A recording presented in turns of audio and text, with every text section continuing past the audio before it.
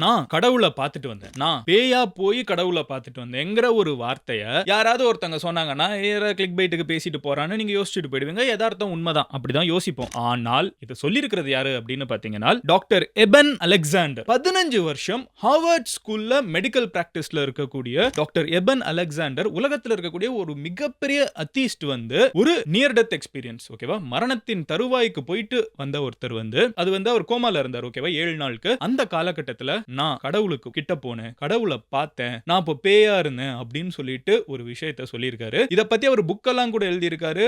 World லெவல்ல இதை நம்பக்கூடியவங்க இருப்பாங்களா, இந்த ஆஃப்டர் லைஃப், இறந்ததுக்கு அப்புறம் ஒரு வாழ்க்கை இருக்குன்னு நம்பப்படக்கூடியவங்க நிறைய பேருக்கு ஒரு நம்பிக்கை தேவைப்படும், எஸ்பெஷலி வயசாக. அப்படி இருக்கிறவங்க நிறைய பேருக்கு டாக்டர் எபன் அலெக்சாண்டர் சொல்றதை கேட்கறதுக்கே பயங்கரமா இருக்குது. நம்மளுக்கே அவர் பேசுறப்போ கேட்கறதெல்லாம் உண்மையிலே இப்படி நடந்திருக்குமான்னு யோசிக்க வைக்குது. அப்படி என்ன டாக்டர் எபன் அலெக்சாண்டரோட வாழ்க்கையில நடந்துச்சு, எப்படி அவர் கோமாவுக்கு போனாரு, அதுவே ஒரு பயங்கரமான ஒரு விஷயம். கோமாவுக்கு போயிட்டு 7 நாள்ல திருப்பி வந்திருக்காரு, கோமால இருந்து திருப்பி வந்திருக்காரு. எப்படி திருப்பி நம்ம கிட்ட இப்ப இந்த கதையெல்லாம் சொல்லிட்டு இருக்காரு. அவர் உண்மையிலே கடவுளை பார்த்தாரா இல்லையா, எல்லா விஷயத்தையும் இன்னைக்கு வீடியோல நம்ம டீடைலா பார்க்க போறோம். ரொம்ப நாள் கழிச்சு ஒரு பயங்கர எக்ஸைட்டிங்கான நான் political topic. So let's get started. Hello everyone, நான் Madan Gowri and hello my dear MG Squad.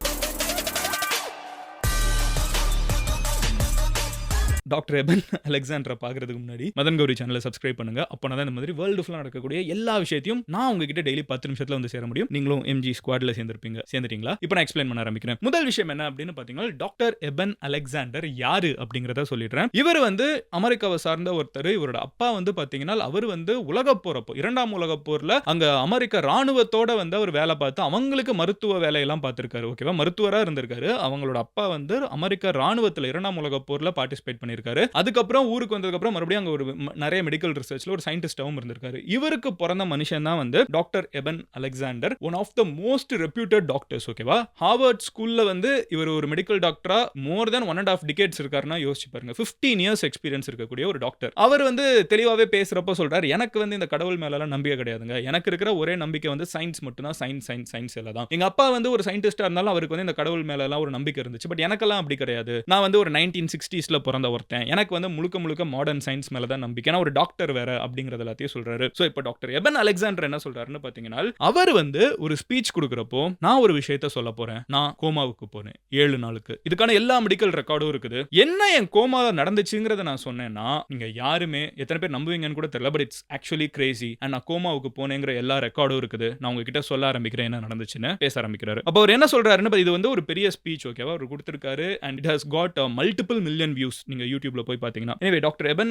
என்ன சொல்றாருன்னு பாத்தீங்கன்னா, 2008ல அவர் அது வரைக்கும் இவர் எப்படிப்பட்ட ஒரு நபர்னு பாத்தீங்கன்னா, பிறப்பு மரணம், அதுக்கு முன்னாடி எதுவும் கிடையாது, அதுக்கு அப்புறமும் எதுவும் கிடையாது, மத்தது எல்லாமே சும்மா மதங்கள் உருவாக்கக்கூடிய கட்டுக்கதைகள் தான், அதுக்கப்புறம் ஹியூமன் ஹோப், அவ்வளவுதான், அதை தாண்டி ஒண்ணுமே கிடையாது, அதெல்லாம் ஒண்ணுமே கிடையாது, முன்னாடி பின்னாடிலாம் ஒண்ணும் கிடையாது, பிறக்கிறோம் இறக்குறோம் அவ்வளவுதான் அப்படின்னு நினைச்சிட்டு இருக்கிற ஒருத்தர் 2008ல திடீர்னு பயங்கரமா வலிப்பு மாதிரி அவருக்கு வருது. அவர்னால நகர கூட முடியல, அங்கேயே அப்படியே ஸ்டன் ஆயிருக்காரு, பெருசா மூவ்மெண்ட் கிடையாது. அந்த மாதிரி இருக்கிற நேரத்துல அவங்க வைஃப்லாம் பாக்குறாங்க, பார்த்துட்டு சரி ஓகே அவர் ரெஸ்ட் எடுக்கிறாரு போல அப்படின்னு நினைச்சிட்டு அப்படியே ஸ்டக் ஆகி நிற்கிறாரு. அப்புறம் கொஞ்ச நேரம் கழிச்சு பார்த்தா அவர் அசையவே இல்லை, லைட்டா அவரோட கையெல்லாம் மட்டும் நடுங்கிட்டு இருக்குது அப்படின்னு தெரியுது. ஸோ உடனே வேகமா அவர் ஹாஸ்பிட்டலுக்கு கொண்டு போறாங்க. ஹாஸ்பிட்டல்ல பாத்தீங்கன்னா அங்க அவரோட கோ டாக்டர்ஸ், ஓகே, அவர் கூட இருந்த டாக்டர்ஸ் தான், அவங்க அவரோட தலையில செக் பண்ணி உடம்பெல்லாம் செக் பண்ணி பாக்குறாங்க. அப்படி செக் பண்ணி பார்த்துட்டு இருக்கப்போ ஒரு எமர்ஜென்சி இன்ஜெக்ஷன் போட போறப்போ பாத்தீங்கன்னா உள்ளுக்குள்ள இருந்து பயங்கரமா ஒயிட் பஸ் வெளியே வர ஆரம்பிக்குது. அப்போ தான் அங்க இருக்கக்கூடிய டாக்டர்ஸ்க்கு இமிடியேட்டா தெரியுது அவரு உலகத்துல ரொம்ப ரேரான ஒரு பர்టిక్యులர் பிரச்சனையில மாட்டிட்டு இருக்காரு. இன்ஃபேக்ட் உலகத்துல ஒரு 10 கோடி பேர்ல ஒருத்தங்களுக்கு வரக்கூடிய ஒரு பிரச்சனை ஈகோலி அப்படின்னு சொல்லப்படக்கூடிய ஒரு பாக்டீரியாவும் அப்புறம் மெனிஞ்சிட்டிஸ் அப்படின்னு சொல்லப்படக்கூடிய ஒரு பாக்டீரியாவும், இந்த 2 பாக்டீரியாவும் ஒரே நேரத்துல அவரோட மூளையை அஃபெக்ட் பண்ணியிருக்குது. அஃபெக்ட் பண்ணதுல நியோகார்டெக்ஸ் அப்படின்னு சொல்லப்படக்கூடிய ஒரு பகுதி, இந்த பகுதி தான் மனிதர்களா இருக்க வைக்குது, நம்மள கனவு காண வைக்குது, நம்மள யோசிக்க வைக்குது, நம்மங்கிறத உணர வைக்குது, நம்மள பேச வைக்குது. இது எல்லாமே இந்த ஒரு சைடு தான், இதுதான் ஹியூமன் பார்ட், ஓகேவா. இந்த ஒரு பகுதி கம்ப்ளீட்டா பாதிக்கப்பட்டுருச்சு அப்படின்னு தெரியுது. சோ அங்க இருக்கிற டாக்டர்ஸ் இமிடியேட்டா அவர் எப்படியாவது காப்பாத்தணும்னு சொல்லி நிறைய முயற்சிகள் பண்றாங்க. பட் அவரை மறுபடியும் நார்மல்சிக்கு கொண்டு போற முடியல, அவர் ஒரு கோமாவுக்குள்ள போயிடுறாரு. ஃபர்ஸ்ட் கொஞ்ச நாள் ஒரு 10% சான்ஸ் இருக்குது, இந்த மாதிரி பாதிக்கப்படுறவங்க ஒரு 10% சர்வைவ் ஆகிறதுக்கு வாய்ப்பு இருக்குது. அதையும் மீறி அவங்க சர்வைவ் ஆகி வாழ்ந்துட்டு இருக்காங்கன்னா அந்த மாதிரி ஒரு காலகட்டத்தில் அவங்க எப்பவுமே ஒருத்தங்களோட சப்போர்ட்டோட தான் வாழ்நாள் ஃபுல்லா மறுபடியும் நார்மலா இருக்க முடியும். அவங்க நார்மலா இருக்க முடியாது, வாழ்நாள் ஃபுல்லா ஒருத்தங்க சப்போர்ட் வேணும், நார்மலா பேச முடியாது, பழக முடியாது, சாப்பாடுக்கு கூட வந்து டியூப்ஸ் வச்சு உள்ளுக்குள்ள அனுப்ப வேண்டிய சிச்சுவேஷன் இருக்கலாம். ஸோ ரொம்ப கிரிட்டிக்கலான ஒரு சிச்சுவேஷன்ல அவங்க மொத்த ஃபேமிலியுமே ஸ்தம்பிச்சு போயிருக்காங்க. நல்லா இருந்த மனுஷன் ஏன் திடீர்னு இப்படி ஆயிடுச்சுன்னு பார்த்தீங்கன்னா, அந்த பாக்டீரியா வந்து பிளட் ஃப்ளோல மிக்ஸ் ஆயிருக்குது. ஸோ நம்ம வயித்துக்குள்ள தான் இருக்குமா அந்த ஈகோலிங்கிற பாக்டீரியாலாம், அது பிளட் ஃப்ளோல மிக்ஸ் ஆகி பிரெயினை போய் தாக்கிருச்சு. இது வந்து ஒரு ரேண்டமான ஒரு விஷயம். எப்படினாலும் இது நடக்கலாம், எதுனாலும் நடக்கலாம். பட் ரொம்ப ரொம்ப ரேரா தான் இது நடக்கும். நம்ம கண்ட்ரோல்லே இல்ல. அந்த மாதிரி ஒரு விஷயம் நடந்துருச்சு. மொத்த குடும்பமே ஸ்தம்பிச்சு போய் நிக்கிறாங்க. ஒரு வைஃப் இருக்காங்க, ஒரு பையன் இருக்கான். எல்லாருமே அப்பா என்ன நல்லா சிங்கம் மாதிரி இருந்த மனுஷன், நல்லா ஹாஸ்பிட்டல் போயிட்டு வந்துட்டு இருந்தாரு. அவ்வளோ பேரை காப்பாத்திட்டு இருந்தாரு. அவர் என்ன திடீர்னு எந்த ஒரு அறிகுறியும் இல்ல. திடீர்னு பார்த்தா பெட் ரிடனா இருக்காரு, கோமாக்கு போயிட்டாருங்கிறாங்க. 10% தான் சான்ஸ் அவர் உயிர் பொழைக்கிறதுக்கேங்கிறாங்க. அவர் இத்தனைக்கும் அந்த ஹாஸ்பிட்டலோட டாக்டர்ங்கிறப்ப எல்லா டாக்டர்ஸும் உள்ள வந்து பிட்ச் பண்றாங்க. எப்படியாவது அவர் என்ன ரிவைவ் பண்ணலாம் எல்லாம் யோசிக்கிறாங்க. பட் இந்த கண்டிஷனுக்கு என்ன மருந்து எதுவுமே தெரியலையே. அப்படி இருக்கிறப்போ 10ங்கிறது 5% ட்ராப் ஆயிடுது. இவர் வந்து ஓகே 5% தான் வந்து இவர் இதுக்கு மேல உயிரோட இருக்க முடியும். அப்படியே அவர் உயிரை வள வச்சு நம்ம காப்பாத்திட்டோம்னாலும் இவரை வந்து நம்ம வீட்டுக்கு கொண்டு போய் ஒரு வெஜிடேட்டிவ் ஸ்டேட்ல, அதாவது உயிர் இருக்கும் அவ்வளவுதான், அவரால வந்து எந்திரிக்க முடியாது, நடக்க முடியாது, பேச முடியாது, எதுவுமே கிடையாது, உயிரோட வச்சுக்கலாம், பெட்ல வச்சுக்கலாம், அந்த மாதிரி ஒரு நிலைமையில இருப்பாருங்கிற 5% பாசிபிலிட்டி தான் இருக்குது. ஒவ்வொரு ஆர்கனா வந்து ஃபெயில் ஆயிட்டு இருக்குங்கிறாங்க. அப்படியே வைட்டல்ஸ்லாம் கம்மியாயிட்டே போயிட்டு இருக்குது. நான் சொன்ன மாதிரி அந்த நியோ கார்டெக்ஸ் இதுதான் வந்து இமோஷனல் அவேர்னஸ் தாட்ஸ் இதுக்கெல்லாம் முக்கியமான பகுதி. அது எல்லாமே கம்ப்ளீட்டா ஷட் டவுன் ஆயிடுச்சு. அந்த பாக்டீரியா வந்து அஃபெக்ட் பண்ணிடுச்சு. ஸோ இந்த ஒரு சிச்சுவேஷன்ல அவங்களோட ஃபேமிலி கிட்ட எல்லாம் கூப்பிட்டு சொல்லிட்டாங்க, மனைவி கிட்ட பையன் கிட்ட எல்லாம் சொல்லிட்டாங்க, உங்க அப்பா இதுக்கு மேல காப்பாற்ற முடியும்னு தோணல. இப்படியே ஒரு 5% சான்ஸ் வச்சு அவரை வீட்டில் கொண்டு போய் நீங்க மறுபடியும் உயிரோட இருக்கக்கூடிய பிணமா வச்சுக்க முடியும். ஏன்னா அவர் எந்திரிச்சு எந்த வேலையும் பார்க்க முடியாது, அவர் கான்சியஸா இருக்க, அவர் எதுவுமே பண்ண முடியாது. அவரோட மனிதனா அவர் தான் யாருன்னு தெரியறதே கம்ப்ளீட்டா ஷட் டவுன் ஆயிடுச்சு. இப்போதைக்கு அவர் வந்து மூச்சு வாங்கிட்டு இருக்காரு, அவ்வளவுதான். அந்த பேசிக் சைட் ஆஃப் பிரெயின் மட்டும் தான் ஒர்க் ஆயிட்டு இருக்குது. மீதி வந்து அவர் முடிஞ்சு நீங்க ஆர்கன் டொனேஷன் கூட யோசிக்கலாம் அப்படிங்கிற மாதிரி கூட சில சைடு வந்து டிஸ்கஷன்ஸ்லாம் வந்துட்டு இருந்துச்சு அப்படின்னு சொல்றாங்க. ஏன்னா கொஞ்ச நாள் முடிஞ்சிரும், எல்லாம் முடிஞ்சிரும், ஆர்கன் டொனேஷன் கூட நம்ம பேச ஆரம்பிச்சிடலாம். ஸோ ஃபேமிலி ரெடி ஆயிட்டு இருக்காங்க. இதெல்லாம் வெளியே நடந்துட்டு இருக்குது. இதெல்லாம் டே 1, டே 2, டே 3 இப்படி போயிட்டு இருக்குது. இப்போ நம்ம டாக்டர் எபன் என்ன சொல்றாருனால், எனக்கு இது எதுவுமே தெரியாது, எனக்கு ஆனால் எல்லாம் ஞாபகம் இருக்குது. நான் ஹாஸ்பிட்டலுக்கு போனேன், ஹாஸ்பிட்டலில் உள்ள எனக்கு வந்து பஸ் வச்சுட்டு எனக்கு சொல்றாங்க இந்த மாதிரி 2 பாக்டீரியா அஃபெக்ட் பண்ணிருக்குன்னு சொல்றாங்க. எனக்கு எல்லாமே தெரியுது. பட் அதுக்கப்புறம் நான் இது வரைக்கும் என் வாழ்க்கையில நம்பாத சில விஷயங்கள் நடந்துச்சு. என்ன சொல்றாருன்னு பாத்தீங்கன்னா, எனக்கு எல்லாமே விவிடா ஞாபகம் இருக்குது, என் மைண்ட்ல எல்லாமே ஞாபகம் இருக்குது. நான் இங்க கண்ணை மூடினவன, ஹாஸ்பிட்டல் பெட்ல கண்ணை மூடினவன, ஒரு பயங்கரமான ஒரு ஸ்பின்னிங் ஒயிட் லைட்டுக்கு நடுவுல ஒரு மியூசிக்கோட நான் ரொம்ப டீப்பா போயிட்டு இருந்தேன். அந்த இடத்துல வந்து பட்டர்ஃப்ளை மாதிரி யாரோ ஒருத்தங்க வந்து என்னை தூக்கிட்டு பறக்க கொண்டு போயிட்டு இருந்தாங்க அந்த லைட்டுக்கு நடுவுல. அப்படி போயிட்டு இருக்கப்ப என்னை சுத்தி நிறைய ஃப்ளோட்டிங் ஆப்ஜெக்ட்ஸ்லாம் இருந்துச்சு, ஃப்ளவர்ஸ், நிறைய பெரிய பெரிய சைஸ்ல ஃப்ளவர்ஸ்லாம் இருந்துச்சு. அண்ட் அந்த நேரத்துல சைடுல வந்து நிறைய பீயிங்ஸ் இருக்காங்க. பீயிங்னா ஹியூமன் பீயிங் கிடையாது, ஏதோ ஒரு உயிரினங்கள், ஓகே, பீயிங்ஸ் இருக்காங்க. அவங்க கிட்ட இருந்து வந்து ஒரு ஏதோ ஒரு அன்பு வந்து என்னை வந்து சேர்ந்துச்சு. அது என்னன்னு எனக்கு புரியல. அதுக்கப்புறம் என்னன்னு பாத்தீங்கன்னா, தூரத்துல அந்த நான் போயிட்டு இருந்த வேகத்துல அந்த கடைசியில பாத்தீங்கன்னா வந்து ஒரு மண்புழுவோட வாய் மாதிரி ஒரு இடம் இருந்துச்சு. அது ரொம்ப டர்ட்டியா இருந்துச்சு. அது பாக்குறதுக்கே எனக்கு ஒரு மாதிரி பயமா இருந்துச்சு. அது கிட்ட போயிட்டு இருக்கோம்னு, அது கிட்ட போக போக பாத்தீங்கன்னா எனக்கு பயமா இருந்துச்சு. ஓகே, ஏதோ நடக்க போகுது, பேடா நடக்க போகுதுன்னு நினைச்சேன். கிட்ட போனோன்னு அதோட வாய் திறந்துருச்சு. வாய் திறந்து அதுக்குள்ள என்னை இந்த பட்டர்ஃப்ளை தூக்கிட்டு போச்சு. உள்ளுக்குள்ள பாத்தீங்கன்னா ஃபுல்லா கிரீனரி. இவ்வளோ நான் வந்து செழிப்பான ஒரு இடத்த நான் பார்த்ததே கிடையாது. கம்ப்ளீட் கிரீன் ஃபார்ம்ஸா இருந்துச்சு. அப்போ என்கிட்ட ஒரு கேர்ள் வந்து ஃப்ளோட் ஆகி வந்துட்டு இருந்தாங்க. ஒரு ஏஞ்சல் மாதிரி இருப்பாங்க, ஃப்ளோட் ஆகி வந்துட்டு இருந்தாங்க.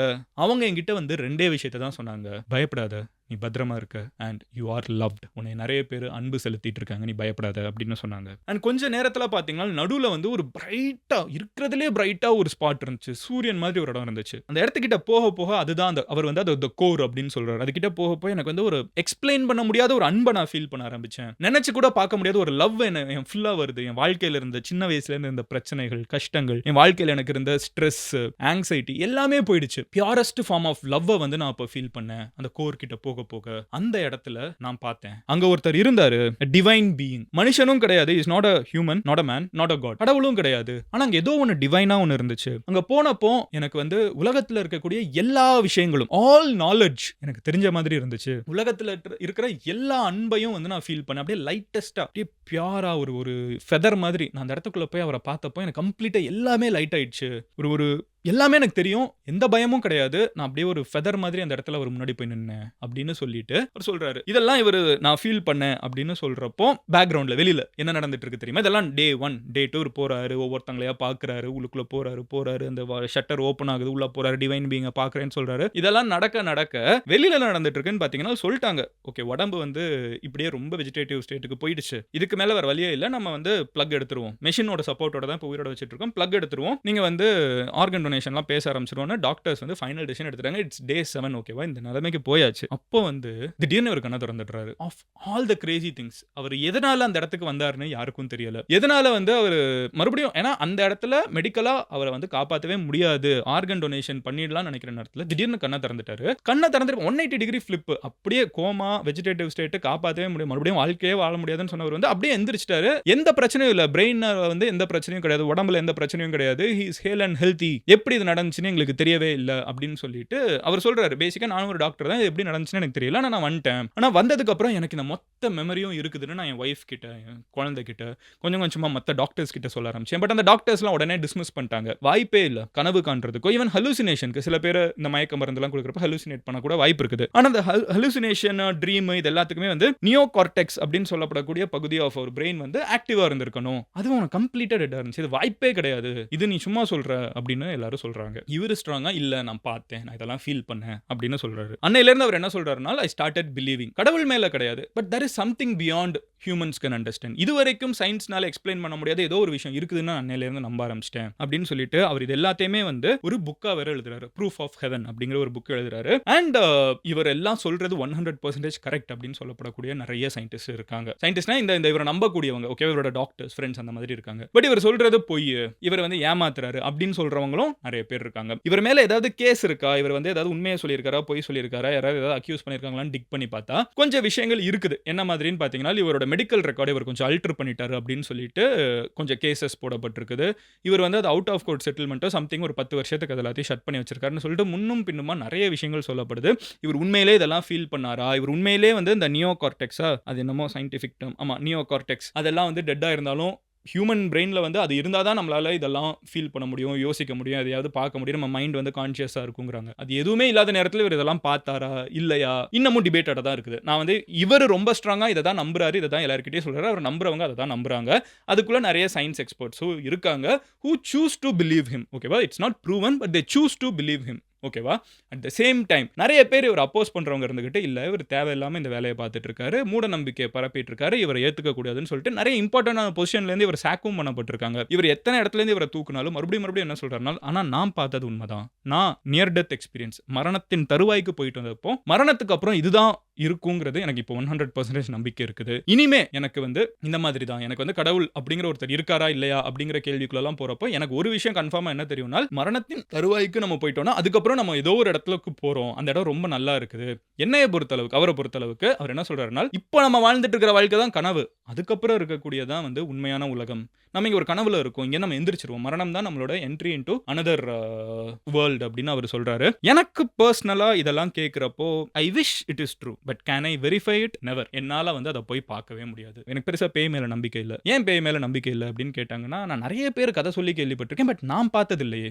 எனக்கு எப்போ நம்பிக்கை வரும், நான் பார்க்கணுங்கிறப்ப தானே. இல்லை, நான் யாரோ ஒருத்தங்க சொல்றதை நம்புறேன், I am not questioning it. So இவர் என்னதான் வந்து சொல்றதெல்லாம் கேட்கறதுக்கு பயங்கரமா இருக்குது, இது ஒரு படமா பார்த்தா நல்லா இருக்கும்னு தோணுது, டாக்டர் ஸ்ட்ரேஞ்ச் மாதிரி இருந்துச்சு, கேட்கறதுக்கு எல்லாம் எக்ஸைட்டிங்கா இருக்குது. பட் நான் நம்புறேன் என்னன்னு கேட்டீங்கன்னா, no, I would wait for my own experience. ஏன்னா என்னால் வந்து இதை கேட்டுட்டு என்னால் ஒரு விஷயத்தை கன்ஃபார்மாக சொல்ல முடியல, பட் அது என்னோட ஒப்பீனியன். நான் பார்க்குற வரைக்கும் என்னால் பெருசாக நம்ப முடியாது, பட் தட்ஸ் மை பிலீஃப். நீங்கள் என்ன நினைக்கிறீங்க? அவர் சொன்னது உண்மை நினைக்கிறீங்களா இல்லை பொய்ன்னு நினைக்கிறீங்களா? அட்டென்ஷனுக்காக இதெல்லாம் பண்ணியிருக்காருன்னு நினைக்கிறீங்களா? ஆனால் ஏன் ஒரு டாக்டர் இவ்வளோ வருஷம் கழிச்சு அட்டென்ஷனுக்காக இதை பண்ணணும்? எப்போனாலும் அட்டென்ஷனுக்காக என்னனாலும் பண்ணலாம்னு நினைக்கிறீங்களா? அது எல்லாமே உங்களோட ஆப்ஷன்ஸ். ஸோ நீங்கள் இவர் சொல்கிறது உண்மைன்னு நினச்சிங்கன்னா ட்ரூ அப்படின்னு கமெண்ட் பண்ணுங்கள்.